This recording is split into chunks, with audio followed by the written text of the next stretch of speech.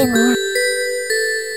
沒錯，還有不久就要，我知道仲有冇幾耐我哋就要過生日啊嘛。你點解講普通話呀？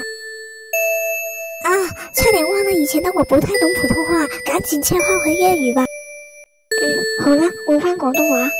好期待6歲生日啊，所以我想問，對於你慶祝生日有乜嘢意義？意義嗎？好深嘅詞哦。過生日唔好啊，有蛋糕，有家人一齊慶祝。以前我哋嘅幼稚園仲有生日會，雖然我都中意蛋糕，但係我想講嘅係，人類對於自己生日嘅喜愛源自於對生命嘅重視。但問題係冇人係自己選擇出世嘅，我哋嘅存在係生我哋出嚟嘅人決定嘅，所以並唔係所有人都中意過生日。非自願出生，這個話題跟反生育主義有關，算了，還是不要跟小孩討論反生育了。有啲複雜，唔緊要啊，就算出世唔係自己揀嘅，啲人都可以食想食嘅，着想着嘅，玩想玩嘅，可以自由做中意嘅事啊，只要覺得開心就好。現實冇想象中咁自由噶。果然如此，心思單純的享樂主義者嗎？這種想法倒是符合他的年紀。算了，他無法給我什麼有用的答案。諗緊啲乜嘢啊？我覺得過生日唔單止好開心，亦都代表住長大咗1歲。年齡代表唔到啲乜嘢，你以後慢慢就明啦。有時候細路仔都可以好成熟，成年人都可以非常幼稚。大人唔係都比我哋識得更多，做得更好。雖然我都覺得細路仔都可以好犀利，先至唔係大人超級幼稚。OK， 佢哋會因為政治觀點唔同而嗌交嗌得翻天覆地，亦都會因為唔中意簡體字而無啦啦鬧一個打簡體嘅陌生人。咁弊家伙，長大真係唔好啊！仲有簡體字係乜嘢嚟㗎？簡體字係一種字體，我冇話長大唔好，只係要考慮嘅太多啦。等你升上小學4年級，要開始考慮上乜嘢中學，6年級越嚟越驚俾人認為太奇怪、非正常。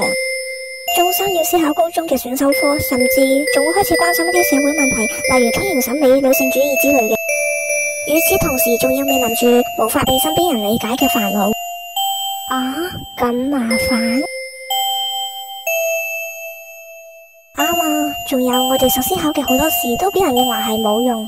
好多大人覺得思考數學同埋科學問題，仲有賺錢之類嘅現實問題先至叫做思考。身邊啲人一部分將我當智者，一部分將我當智障，當然仲係後者更加多啦。主要因為我成績差喎。不過千祈唔好以為學業成績就代表一切。智障係乜嘢嚟㗎？就係指好唔聰明，傻瓜嘅意思。但請記住，我哋唔係，而且聰明亦都唔單止係一種。唔單止有擅長數學先至叫有腦，呢個係我嘅多元智能測試結果。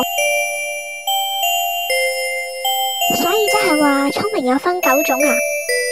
係嘅，甚至可以多過9種。自我認識智能好高，呢個乜嘢嚟㗎？就係了解自己內心嘅情緒同埋諗法，知道自己真正想要同埋唔想要啲乜嘢。哇，咁存在智能呢？呢個就複雜啦，係指思考萬事萬物存在嘅意義同埋價值。我都解釋唔清啊！哇，我大個咗之後會識得咁多啊！看着自己面前的小女孩，眼裏都冒星星了。她是那麼的天真，那麼的純粹，那麼的正面，不像我，悲觀又討厭人類，內心複雜又陰暗。可誰也不曾想到，她終將成為我。時間到，我要走啦，拜拜。係啊，祝我哋生日快樂。唔好走住，先唔好走住。請答應我，唔好被他人制定嘅標準所限，性別或者年齡都決定唔到啲乜嘢，要永遠忠於自我，勇敢活出自己啊，好嗎？他能聽見嗎？